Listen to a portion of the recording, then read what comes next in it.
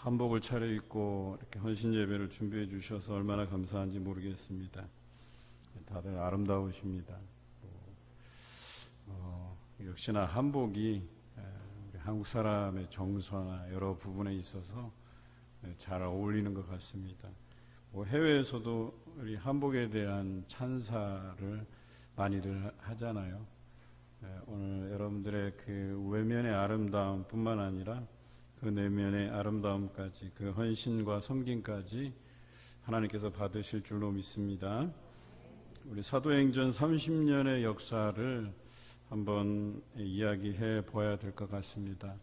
루디아의 그 섬김이라는 제목을 우리가 붙였지만 루디아가 복음을 듣기까지의 그 과정을 한번 알아보고자 합니다. 이번에 성경 아카데미 반이 이 사도행전 30년의 역사와 또 그 안에 담긴 바울의 서신들에 대해서 우리가 나누고 있습니다. 예수 그리스도의 그 승천 이후에 복음이 예루살렘에서 시작이 되지요. 그리고 이 예루살렘에서 2년 동안 복음이 전해지다가 더 확장돼서 그 유대와 사마리아 지역에까지 이렇게 복음이 전해지게 되죠. 그리고 이 유대와 사마리아 지역에 13년 동안 복음이 전해지게 됩니다. 그러다가 이 복음이 점점 북쪽으로 올라가서 바울과 바나바를 파송한 그 수리아 안디옥이라는 지역에 교회가 생겨나게 되고 그 교회를 거점으로 해서 이제 소아시아와 유럽으로 복음이 전해지게 되는 것이죠. 그래서 13장, 우리 사도행전 13장부터가 이 수리아 안디옥으로부터 파송받은 바나바와 바울이 이제 소아시아를 전도하게 되는 1차 여행이 시작되게 되는 것입니다. 그런데 예루살렘에서 2년, 유대와 사마리아 지역에서 13년을 복음이 머물러 있었거든요. 그런데 이 13장의 수리아 안디옥부터는 소아시아와 유럽까지 복음이 전해지는데 14년밖에 걸리지 않아요. 그러니까 2년, 13년 합쳐서 15년이잖아요. 15년 동안 예루살렘에서 시작해서 유대와 사마리아 지역까지 퍼졌던 복음이 이제는 소아시아 지역과 유럽까지 전해지는 데 있어서 14년밖에 걸리지 않게 돼요. 그런데 이 복음이 점차 이제 확장되는 거죠. 예수님께서 마지막 우리에게 말씀하신 것이 뭐예요? 너희가 성령을 받고 예루살렘과 유대와 사마리아와 땅끝까지 이르러 내 증인이 될 것이다 말씀하셨잖아요. 그래서 이 복음이 예루살렘에서 퍼져나가기 시작한 그 기점이 어디냐? 오순절날 마가의 다락방에서 임한 성령의 임재 사건이에요. 이 성경에 보면 아주 굵직굵직한 사건들을 통해서 하나님께서 이 복음이 확장되는 그런 경험을 우리에게 주셨다라고 하는 것이죠. 그래서 흔히들 교회의 부흥을 이야기할 때는 이 사도행전적 역사를 빼놓지 않고 다루고 있어요. 저는 오늘 5.6 여전도의 헌신 예배를 통해서 또 이전에도 있었던 여러 헌신 예배를 통해서 이 헌신들이 우리 교회의 부흥을 위해서 반드시 필요한 것이고 그런 결심들을 통해서 앞으로 우리 교회가 나아갈 그런 방향들 또 그런 어떤 원동력들을 우리가 모으고자 합니다. 그래서 저는 오늘 이 시간 이 사도행전 역사를 우리가 교훈 삼아서 우리 교회가 아름답게 성장해 가고 부흥해 갔으면 좋겠다라는 생각을 하게 되죠. 물론 5.6 여전도의 헌신 예배에 맞춘 것이기도 하지만 우리 교회 전체로서 가질 만한 그런 부흥에 대한 그런 열망들이 오늘 여러분들에게 심겨지기를 원합니다. 그 시작은 바로 2장에 나온 그 마가의 다락방에서 성령의 임재 사건을 통해서 비롯되었다라고 하는 것입니다. 이후에 어떤 일이 벌어집니까? 베드로가 설교를 하는데 3,000명이 회개하는 역사가 일어나요. 그리고 많은 제자들이 담대히 복음을 전하는 사건이 일어납니다. 그래서 예루살렘 전역에 복음이 전해지게 되는 것이죠. 하지만 방해물도 있었어요. 대제사장들, 그리고 서기관들, 장로들, 그리고 바리새파 사람들이 산헤드린 공회를 구성하고 이 복음을 방해하게 되는 것이죠. 자신들이 예수 그리스도를 못 박아 죽였는데 그 예수 그리스도께서 살아나셨다고 하면서 그 복음을 전하는 제자들을 어떻게 하든지 협박을 해서라도, 회유를 해서라도 복음을 전하지 못하게 만들어야 되겠다 하는 회의를 하게 돼요. 산헤드린 공회의 첫 번째 재판은 예수 그리스도를 십자가에 못 박는 재판이었습니다. 그리고 두 번째 재판은 이렇게 복음을 전하고 있는 제자들을 불러서 협박을 하게 돼요. 다시는 예수 그리스도를 전하지 말라고. 그런데 어때요?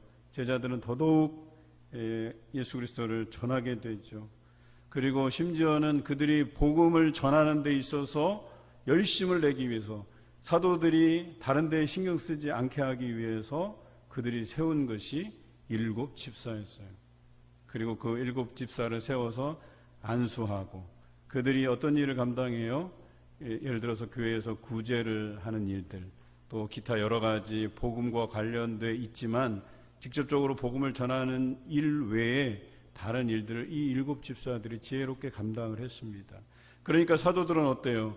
그전에는 자신들이 그 일들도 다 감당했어야 되는데 이 7 집사들이 이 일을 감당하고 나니까 이들은 복음을 전하는 일에 매진하게 되죠. 그러니 복음이 더 많은 사람들에게 전해지게 되는 거예요. 그러니까 산헤드린 공회에서는 어때? 이것이 반갑지만 않은 거예요. 그래서 다시 제자들을 잡아들입니다. 그리고 제3차 산헤드린 공회에서 재판한 것이 이들을 채찍질하는 거였었어요. 우리가 잘 알듯이 예수님을 채찍질할 때 그 채찍에 달린 뼈 조각들, 쇠 조각들이 채찍질할 때마다 그들의 살점을 뜯는 것이죠. 아주 괴로운 그런 판결을 내렸어요. 그들이 채찍질 당하면서도 너무나도 감사한 것은 그 복음을 포기하지 않고 더 복음을 전하는데 열심을 내었다라고 하는 것입니다. 그들은 풀려나면서까지 더 이 복음에 열심을 내야 되겠다는 그 결심을 하게 돼요. 특별히 7 집사들 중에서 성경의 7장에 나오는 이 스데반 집사를 우리가 주목해 볼 필요가 있어요. 스데반 집사는 그저 교회에 돌아가는 여러 가지 구제의 일들, 이것을 감당하면 되는데 이것을 감당할 뿐만 아니라 사도들과 같이 복음을 담대히 전하는 일에도 최선을 다했다는 거예요. 산헤드린 공회는 다시 한번 열리게 돼요. 제4차로. 그리고 이 재판에서 스데반을 죽이라는 재판을 내놓게 됩니다. 그리고 스데반은 공개적인 석상에서 죽임을 당하죠. 순교당하게 됩니다. 여러분, 그 자리에 있었던 사람이 바로 사울이라는 청년이었습니다. 그리고 이 사울은 저렇게 무지몽매한 예수 그리스도를 일방적으로 전하는 저런 사람들을 내가 잡아들여야 되겠다, 저런 사람들을 색출해 내야 되겠다 하는 그런 생각을 가지게 돼요. 여러분, 그런데요, 이 스데반의 순교를 통해서 놀라운 일이 벌어집니다. 그전까지는 예루살렘에 국화됐던 이 복음이 이제 더 이상 예루살렘에서 그들의 핍박을 견디지 못해서 유대와 사마리아 지역으로 그들이 피하게 돼요. 그런데 피한 그곳에서도 그들이 가만히 숨어 있는 것이 아니라 그곳에서도 예배드리면서 복음을 전했다라고 하는 거예요. 이 스데반의 순교가 가져온 놀라운 그 역사가 뭐냐?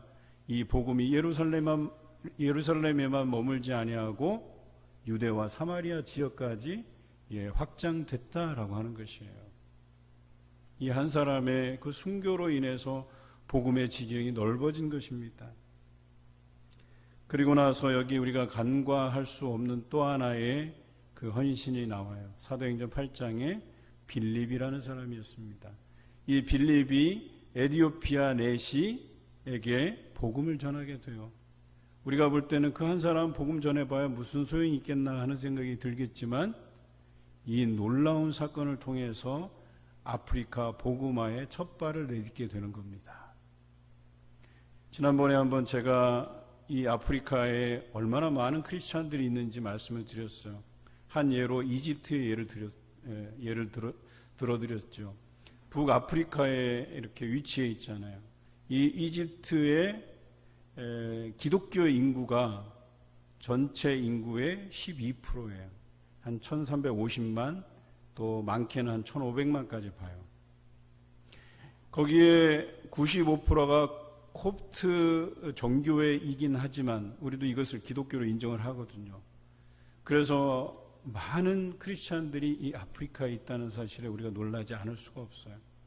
혹시 성지순례 가보셨어요? 가보신 분 한번 손 들어보세요. 없으셔요? 예. 이제 이 코로나 시대가 지나면 우리 성지순례팀을 하나 만들 거예요. 그래서 한 20명 정도 추려서 우리가 2년 단위로 해서 성지순례를 한번 돌아보려고 해요. 근데 성지순례 가보잖아요. 그럼 보이는 사람이 다 한국 사람처럼 보여요. 실제로 제가 다녀보니까 가는 곳마다 한국 사람이 보여요. 그래서 제 생각에는 성지순례는 한국 사람이 제일 많이 가는 줄 알았어요. 근데 성지순례 가보면 그 성지마다 그 사람들, 관광객들이 이제 편하게 그 가이드북을 볼 수 있도록 번역된 안내서가 있어요. 그런데 그 이스라엘 정부에서는 8개 언어로 그것을 번역해요. 그런데 어떤 순으로 번역하냐면 제일 많이 방문한 나라 순으로 번역을 합니다. 우리나라어로 번역된 안내서가 8번째 안에 들까요? 안 들까요? 예. 벌써 뉘앙스를 보면 아시겠지만, 예, 8번째 안에 못 듭니다. 그런데 여러분들이 가보면 한국어로 된 가이드북이 간혹 있어요. 그것은 거기서 사역하시는 선교사님들이 후원을 받아서 본인들이 직접 번역해서 거기다가 찍어낸 것들이에요. 우리나라는요, 세계에서 8번째도 못 듭니다. 그러면 어느 나라가 가장 많이 성지순례를 오냐? 아프리카예요. 아프리카에서는 기본 단위가 한 100명, 200명 단위예요. 한국은 가봐야만 한 20명 이렇게 소규모로 이렇게 다니는데 여기는 한 팀 규모들이 어마어마해요. 관광버스만 한 몇 대씩 막 이렇게 몰고 다녀요, 다. 그런 팀들이 굉장히 많이 옵니다. 그래서 아프리카 언어로 된 그 안내서들이 참 많이 볼 수 있게 돼요. 그만큼 이 빌립의 전도가 아프리카 선교의 획기적인 그런 일이 되었다라고 하는 것을 우리가 잊지 말아야 돼요. 단 한 사람 전도한 건데 그것이 아프리카 선교의 기초가 되는 것이거든요. 물론 나중에 나누겠지만 이 루디아는 어떤 사람이에요? 유럽 선교의 기초가 되는 사람이에요. 유럽의 첫 성도가 첫 열매가 된 사람이에요. 이 여성을 통해서 하나님께서 위대한 일들을 계획하시고 이루어 가시는 것을 우리가 이따가 나눌 거예요. 자, 이처럼 사도행전 8장의 빌립을 통해서 아프리카 선교가 이제 그 막을 이제 시작하게 되고요. 그리고 우리는 또 중요한 사건을 만나게 됩니다. 이제는 유대와 사마리아, 아프리카 지역 그 이상을 넘어서 소아시아, 유럽까지 복음이 전해지는 그런 과정을 겪게 되는데 여기에 부름받은 사람이 바로 사울이라는 청년이었었어요. 이 사울이 처음에는 예수 믿는 사람들을 색출해서 잡아내는 사람이었는데 이 사람이 다메섹으로 가는 도중에 부활하신 예수 그리스도를 만나게 돼요. 그리고 그 놀라운 광채를 보다가 두 눈이 멀게 됩니다. 이때 사울이 회심을 하죠. 자기가 핍박하던 그 예수를 자기가 직접 만났기 때문에 이 살아계신 예수 그리스도를 자신이 경험했기 때문에 이제는 그를 핍박하는 위치가 아닌 그 예수 그리스도를 전하는 자로서 이제 살아가게 된다는 것이죠. 그리고 이 사울은 이름을 바울로 고치고 아나니아를 찾아가게 되죠. 그리고 그 아나니아에게 안수받을 때에 멀었던 두 눈이 띄는 역사를 경험하게 됩니다. 여러분, 하루아침에 자신들의 동료가 원수로 바뀌는 거예요. 그러니까 자신의 동료들은 어떻게 생각해요? 자신들을 배신했다고 생각하죠. 예수 그리스도를 믿는 사람들을 색출해내는 사람이 하루아침에 예수 그리스도를 전하는 사람으로 바뀌었기 때문에. 그래서 그의 동료들은 사울을 죽이려고 합니다. 그를 잡으려고 해요. 그때 이 다메섹에서 탈출하게 만들고 이 바울을 예루살렘으로 피신시켜요. 그리고 이 예루살렘에 있는 사도들과 교제를 나누도록 바나바가 주선을 하게 되는 겁니다. 그리고 이들이 1차 전도여행을 이제 시작한 것이 바로 이 수리아 안디옥에서의 그 파송장이에요. 이것이 사도행전 13장의 내용이죠. 그래서 바울과 바나바가 1차 전도여행을 떠나게 되는 겁니다. 그리고 이 사건을 통해서 복음이 수리아 안디옥을 시작으로 해서 더 북쪽으로 올라가서 소아시아 전역을 이 복음이 휩쓸게 되고 또 그 와중에 이 바울의 제2차 전도 여행 때에 유럽으로 복음이 전해지게 되는 거예요. 여러분, 예루살렘에서 유다와 사마리아 지역까지 15년이 걸리는데 불과 이 아프리카와 소아시아와 유럽으로 복음이 전해지는 데까지는 14년밖에 걸리지 않아요. 여러분, 굉장히 놀라운 사건이 여기서 벌어지게 되는 거예요. 그런데 여기에서 우리가 잊지 말아야 될 또 한 가지 사건이 있어요. 제가 한번 설교에서 다룬 적이 있죠. 사도행전 15장에 예루살렘 공의회의 결정이었었어요. 바울과 바나바가 이방인 선교를 위해서 부름을 받고 이들이 이방 지역을 다니면서 복음을 전하다 보니까 그동안은 예루살렘과 유대와 사마리아 지역에 국한됐던 복음은 그들이 원래부터 구약을 알았던 사람들이에요. 성경을 알았던 사람들이에요. 그래서 예수 그리스도를 전하면서 이 사람이 구약에서 예언된 메시아다라고 했을 때에 이들이 잘 이해하고 그것을 수용했단 말이에요. 그런데 이방인들은 어때요? 이 구약 성경을 모르는 사람들이었었어요. 기본적으로 유대인들에게는 이 구약 성경을 알아야 예수 그리스도의 복음을 받아들일 수 있다는 이 생각이 있었습니다. 그런데 구약 성경을 알지도 못하는 이방인들이 그 복음을 듣고 나서 예수 그리스도를 믿게 되는 역사가 일어나요. 여러분, 놀라운 역사가 아닙니까? 그런데 그 교회 안에서 문제가 일어나요. 앞서서 말씀드린 것처럼 사람들이, 유대인들이 핍박을 피해서 여러 지역으로 흩어졌다고 했잖아요. 그래서 북쪽으로 흩어진 사람들 중에 이 수리아 안디옥 교회에 들어간 사람들도 있었어요. 그런데 이 사람들은 유대인이었기 때문에 할례와 율법을 중요하게 생각하는 사람들이었었어요. 그래서 거기서 회심하고 예수 그리스도를 믿게 된 이방인 크리스천들에게 너희도 할례를 받아야 된다, 너희도 율법을 지켜야 된다, 이것을 강요하기 시작해요. 여기서부터 문제가 일어나는 거예요. 왜 우리가 그것을 받아야 되는지, 이렇게 우리가 그 복음을 듣고 믿는 이 역사가 일어나고 자신들이 성령 충만하고 방언을 말하게 되는데 더 무엇이 필요하냐 이겁니다. 그리고 이 문제를 예루살렘의 사도회의에 결정해 달라고 요청을 하게 돼요. 이 일을 바울과 바나바가 맡게 되는 겁니다. 그리고 이 예루살렘 공의회에서의 결정이 있기 전에 놀라운 사건이 하나 발생하게 돼요. 베드로는 어떤 사람이었냐면 이방인 크리스천들도 할례와 율법을 지켜야 된다고 먼저 생각한 사람이었었어요. 그런데 이 생각을 깨는 사건이 벌어져요. 이게 뭐냐면 이 베드로에게 임한 환상이었었어요. 어떤 환상이었냐면 보자기 환상이에요. 그 보자기 안에 그 율법에서 정한 부정한 짐승들이 있고 곤충들이 있고 새들이 있었어요. 그런데 하나님께서 이것을 먹으라고, 잡아 먹으라고 하시는 거예요. 그래서 베드로는 뭐라 그랬어요? 여기 있는 것은 깨끗한 짐승이 아니기 때문에 못 먹겠습니다 그래요. 그때 하나님께서 말씀하시죠. 내가 깨끗하게 하신 것을 네가 왜 먹지 않느냐, 이렇게 이야기합니다. 이 놀라운 환상을 통해서 베드로가 깨달은 바가 있어요. 하나님께서 우리가 부정하다고 생각하는 그 이방인들도 하나님께서 정하다 하시는구나, 깨끗하게 여기시고 복음으로 돌아오게 하셨구나 라는 생각을 갖게 돼요. 그와 동시에 그 로마의 백부장이었던 고넬료에게 환상이 임해요. 그 환상은 뭐냐면 너가 가서 드로아에 있는 베드로를 청하라고 얘기한 거예요. 그래서 사람을 보내서 베드로를 청합니다.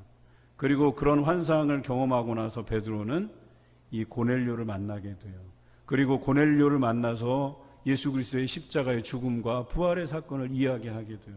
그런데 놀랍게도 이 이방인인 고넬료가 어때요? 그 전한 복음을 믿게 돼요. 믿을 뿐만 아니라 성령의 충만함을 받고 그 사람들이 다 방언을 말했다고 성경 기록하고 있어요. 성령의 역사가 일어난 거예요. 그래서 더더욱 베드로는 확신이 들게 됐던 거예요. 자기에게 보여주신 그 환상이 유대인뿐만 아니라 이 이방인들에게도 이 복음이 전해지고 성령 충만해지고 방언 말함이 그 하나님의 역사가 일어난다는 사실을 믿게 되었다는 거예요.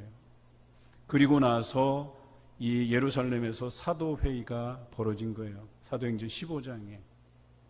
그리고 바울과 바나바가 와서 이 예루살렘 교회의 감독이었던 야고보 선생에게 지금 수리아 안디옥 교회에서 이런 문제가 있다고 이것을 좀 결정해 달라고 요청하게 되죠. 그때 베드로가 이야기합니다. 내가 여차저차 이런 경험을 하고 하나님께서 내게 환상을 보여주시고 고넬료로 만나게 하시고 그 이방인이었던 고넬료가 성령 충만해서 방언 말함을 내가 직접 보고 느꼈다. 이방인들에게 할례와 율법을 강요할 필요가 없다라고 지지 발언을 합니다. 그리고 야고보 선생이 이것을 종합해서 이것이 다 하나님의 뜻인 것으로 알고 이제 이방인들은 유대인처럼 할례나 율법을 지키지 않아도 된다는 결정을 하게 돼요. 여러분, 그런데 이 놀라운 결정을 통해서요, 복음이 더 넓게 퍼져가는 계기가 만들어지는 거예요. 만약에 거기서 유대인들처럼 너희도 할례를 행하고 율법을 지켜야 된다라고 했었으면 복음이 이만큼 파괴력 있게 전파되지 못했을 거예요. 그런데 이들의 이 결정을 통해서 복음이 널리 퍼지게 되는 그런 놀라운 전기를 마련하게 되었습니다. 그래서 소아시아와 유럽까지 복음이 퍼져가는데 불과 14년 만에 이루어진 일들이었습니다. 그렇게 복음이 소아시아 지역에 전파될 때에 이 바울에게 하나님께서 또 다른 환상을 보여주세요. 원래 바울의 전도 계획은 2차 전도 여행을 마치고 나서 자신이 1차 전도 여행 때 교회를 세우고 복음의 씨를 뿌렸던 소아시아 지역으로 가려고 했었어요. 그래서 거기에서 먼저 세운 교회들을 둘러보고 권면하고 그리고 예루살렘으로 돌아갈 계획을 세웠던 거예요. 그래서 성경에 보면 비두니아로 갈 계획이 있었다라고 성경 기록해요. 비두니아가 소아시아 지역의 한 지역입니다. 그런데 예수의 영이 허락하지 않았다라고 성경은 기록하고 있어요.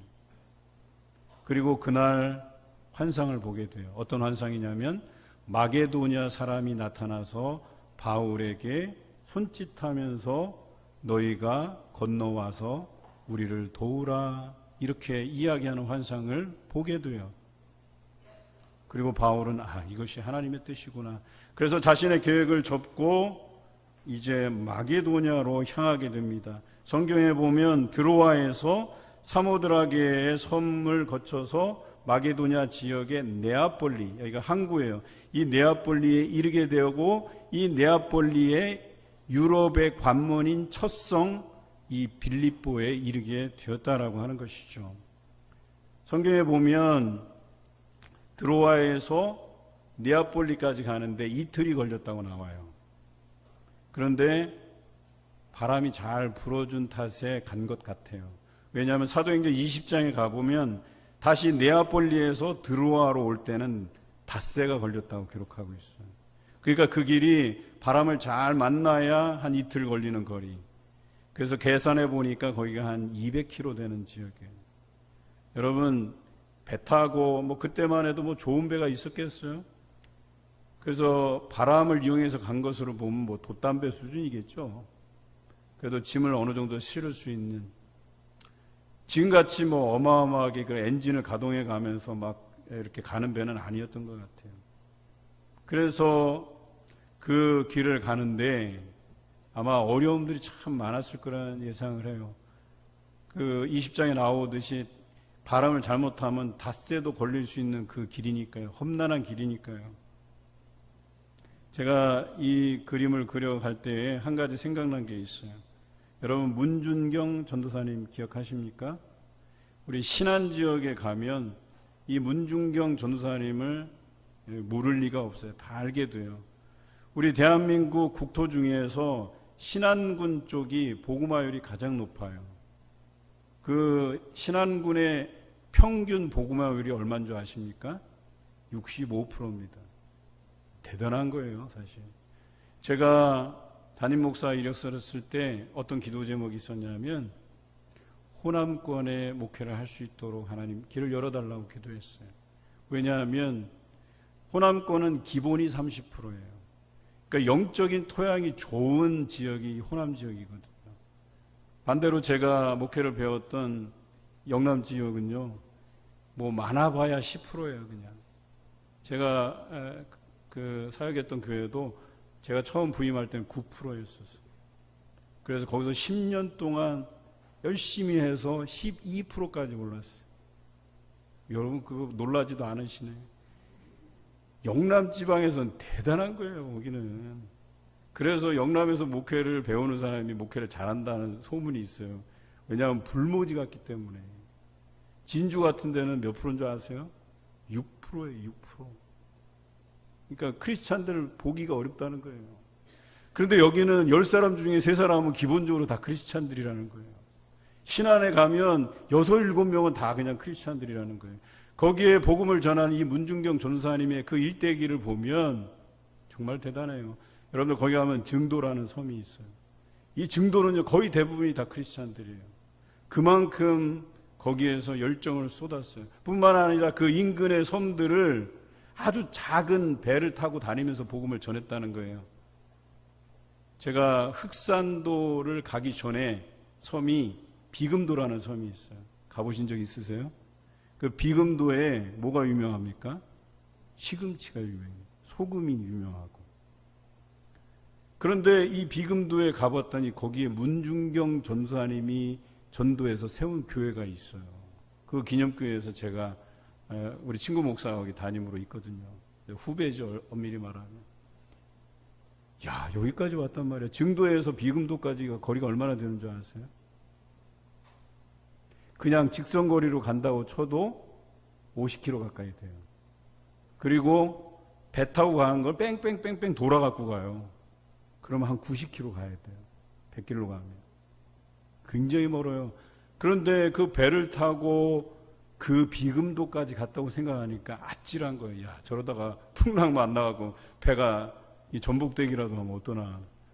야, 정말 힘들었겠다. 그런 생각을 하게 돼요. 이게 연상이 되더라니까요. 그런 어려움을 겪고 유럽의 첫 관문인 첫성 빌립보에 도착하게 됩니다. 그리고 그곳에서 한 여성을 만나게 돼요. 그 여성이 바로 루디아예요. 이 루디아는 어떤 사람이에요? 오늘 성경에 보니까 자주색 옷감을 파는 사람이었었어요. 제가 볼 때는 이 자주색 옷감은 굉장히 좀 비싼 옷감이었던 것 같아요. 그리고 루디아라는 이름이 원래 뜻이 리디아 지방 사람이라는 뜻이에요. 그러니까 우리로 얘기하면 안성에 사는 여성 그러면 안성댁 얘기하듯이 리디아 댁 이런 표현으로 쓴 용어예요. 루디아라는 이름이 리디아 사람 여자 이런 표현이에요. 그런데 이 자주색 옷감은 굉장히 비싼 것을 우리가 알게 돼요. 누가복음 16장에 그 부자와 나사로의 이야기를 여러분 아시죠? 거기에 19절에 보면 이런 말씀이 있어요. 한 부자가 있어 자색 옷과 고운 베옷을 입고 날마다 호화롭게 즐기더라. 그래서 이 자색 옷은요 부자 사람, 부자인 사람들이 입고 다니는 옷들이에요. 그러니까 지금으로 얘기하면 뭐라 그래요? 버버리? 뭐 그런 옷들, 버버리 같은 옷들인가 봐요. 하여튼 그게 그런 옷들을 만드는데 사용하는 옷감이었나 봐요. 그런데 한번 생각해 보십시다. 적어도 이 옷감을 팔기 위해서는 그 부자들과 좀 교류가 있어야 되잖아요. 그것을 팔아먹기 위해서라도 이 사람에게 간쓸게 다 내줘야 된단 말이에요. 그러다 보면 이 사람들이 섬기는 종교도 존중해줘야 되고 때로는 야 그거 한번 보러 가자 하면 그 종교도 한번 이렇게 심취해 봐야 되고 그러지 않겠어요? 그런데 오늘 성경에 보니까 이 루디아는 하나님을 섬기는 사람이었다라고 성경은 기록하고 있어요. 야, 그래도 참 대단해요. 그런 부자들을 상대로 해서 비싼 옷감을 팔기도 하면서 또 줏대 있게 뭔가 하나님을 섬기는 이런 모습을 오늘 우리가 발견하게 된다는 것이죠. 그러던 중에 바울 일행이 기도하러 장소를 물색하던 중에 강가로 나아가 보니까 그 강가에 여성들이 있는 거예요. 그리고 그 여성들에게 복음을 전해요. 그리고 그 여성들 중에 루디아가 섞여 있었다는 거예요. 우리 사진 한번 볼까요? 방송실. 여기가 루디아가 여성들과 함께 있던 물가예요. 여러분들이 생각할 때는 물가가 굉장히 막 큰 거라고 생각했겠지만, 그 성지에 가보면 강가들이 다 저래요. 또 다녀보면 큰 강들이 아니에요. 그런데 아마도 저 장소에서 이들이 모인 것은 뭐 빨래를 위해서 모였거나 한국적인 정서로 하면 아니면 저들이 뭐 물가에 뭐 쉬러 나왔거나, 왜냐하면 집에 있으면 남편들 등살에 이제 못 이기니까 자기들끼리 뭐 오붓하게 모여서 뭐 이렇게 담소도 나누고 그랬겠죠. 그런데 지금 저 장소가 어떤 장소가 되었냐? 다음 장면 한번 보세요. 세례터가 됐어요. 지금 저 강가에서 이제는 세례를 주는 장소로 바뀌었어요. 여러분, 이제 화면을 내려주시고, 여러분, 이 일들이 여기에서 벌어진 거예요. 그리고 바울이 이야기하는 것을 듣다가 거기에서 루디아가 마음이 열렸어요. 그리고 바울이 전하는 그 복음을 듣게 됩니다. 그리고 이 루디아뿐만 아니라 루디아를 따르는 그 집안의 모든 식구들이 다 예수를 받아들이고 믿고 세례를 받게 되는 역사가 일어나는 거예요. 그리고 루디아가 너무나도 감사하고, 그래서 바울 일행들을 자기 집에 초청을 하고 거기에서 유숙하게 하였다라고 하는 것이 오늘 본문의 내용입니다. 그런데 우리가 생각하기에는 그게 뭐 어쩌다고, 뭐 복음을 받아들이고, 여러분, 전에 말씀드렸지만 이 루디아가 유럽 복음의 시초예요. 대단한 것 아니겠어요? 그런데 더 대단한 것이 있어요. 이 여장부 같은 사람을 통해서 온 집안이 예수를 믿게 되고 세례를 받았다는 사실 뿐만 아니라 바울 일행을 섬겼다는 내용이 나와요. 그런데 이때만 섬긴 게 아니에요. 여러분, 성경 40절에 보면 이 바울과 실라가 빌립보에서 감옥에 갇히는 사건이 발생해요. 그리고 거기에 있다가 어떤 일이 일어나죠? 바울과 실라가 감옥에서 뭘 해요? 찬송을 불러요. 찬송을 부르다가 어떤 역사가 일어나요? 지진이 일어나고 감옥 문이 열려버려요. 죄수들이 다 도망가요. 그런데 이 두 사람은 간수가 난처해질까 봐 도망가지 않아요. 그리고 간수가 너무나도 감사해서 그를 집안에 초청하게 되고 복음을 듣게 되고 간수의 집안도 예수 믿게 되고 세례를 받게 되는 역사가 일어나요. 그리고 감옥에서 풀려나서 어디로 가느냐? 루디아의 집으로 가요. 그래서 루디아의 집에서 또 유숙하고 거기에 있는 형제들에게 문안했다라고 성경은 기록하고 있어요. 저는 이렇게 생각을 합니다. 이 바울의 전도 여행이 1차, 2차, 3차까지 이루어지잖아요. 그리고 그 동선을 보면 2차와 3차의 동선이 비슷해요. 그냥 유럽으로 건너가는 루트만 다를 뿐이지 다녔던 장소들은 비슷해요. 그럼 어디에 유숙하겠어요? 당연한 거예요. 루디아의 집이죠. 루디아가 적어도 이 바울의 여정에 많은 도움을 주었다는 거예요. 그리고 물질적으로 또 기도로 그를 섬겼을 가능성이 아주 커요. 그래서 오늘 저는 이 루디아의 섬김에 대해서 여러분들이 좀 연구했으면 좋겠어요. 그런데 대단한 것은 이것뿐만 아니에요. 그냥 바울을 물질적으로 돕고 유숙하게 하고 뭐 기도만 하고 이런 게 아니에요. 이 루디아의 집이 어떻게 바뀌냐면 사진 한번 보여주세요. 그 루디아의 집에 빌립보 교회가 세워져요. 내부 한번 보여주세요. 이런 교회가 만들어져요. 지금 이게 빌립보 교회거든요. 내려주세요. 여러분 대단하지 않습니까? 이 여인에게 복음이 들어가고 이 여인의 섬김과 또 이 여인의 전도의 열정을 가지고 이곳에 교회가 세워진다는 거예요. 여러분 회당 수준이 아니에요. 회당은 남자들 15명만 있으면 회당을 세울 수가 있어요. 그런데 바울 일행이 도착했을 때 기도할 초소를 찾으러 다녔다는 얘기는 여기에 남자들 중에 예수 믿는 사람이 15명도 안 됐다는 거예요. 그런데 그런 지역에 회당이 아닌 교회가 이 루디아의 집을 기반으로 해서 세워졌다는 건 너무나도 대단한 일이에요.